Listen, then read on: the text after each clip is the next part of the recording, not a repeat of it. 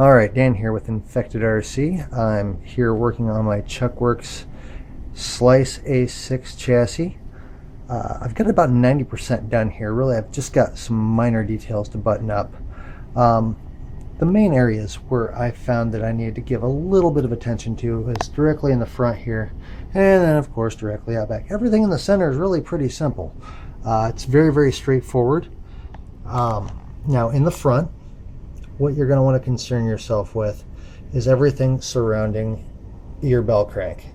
Okay, your bell crank, follow the instructions to the letter concerning the washers. Beyond that, what you're going to want to do is test fit your bolts into the fiberglass and the plastic block before attempting assembly. You may have to widen it with a drill bit just a little bit.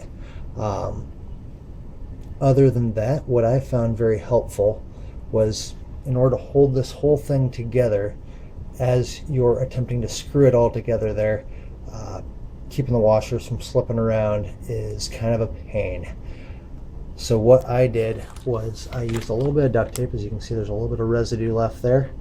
I used just a little bit of duct tape to hold my screws in position so that I didn't lose my washers for the 40th time. Alright, then moving on to the back. The transmission area is a bit tight. And it needs to be that way. It really does. In order to keep everything secure, the amount of torque that brushless motors are putting out these days, it's got to be snug. There's no two ways around it. With that being said, one of the things I found that was not addressed real super well in the instructions was how everything fastens when meeting the center section here. As you can see, I do have a little bit of a gap there from connecting the screw into the transmission itself. This will hold this end. It's only the one screw, it's not the bottom one as well. Now, moving along, the aluminum bits in the back for the bumper mount do pose a bit of a tight issue coming to the rear of the transmission.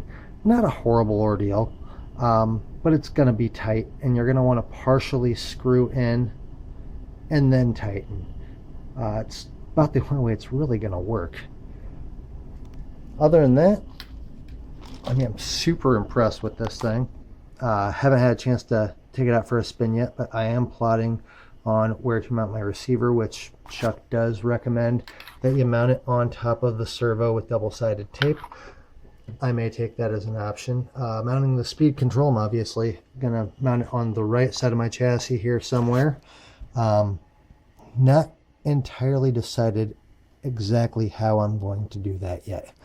I will be addressing that here in a future video or photo. I'm not sure how I'm going to do that yet. Beyond that, I mean, this thing really went together very, very smoothly. As you can see, the entire pan, everything just mounts right down in. I would highly recommend a chassis protector of sorts for this, or at the very least duct taping the bottom so that your screws are protected. With that, that's about all I've found so far in the build. We'll see how things go later on after I get her fully assembled, get the electronics in. And, well, later in the year, we'll see how she does in an actual race.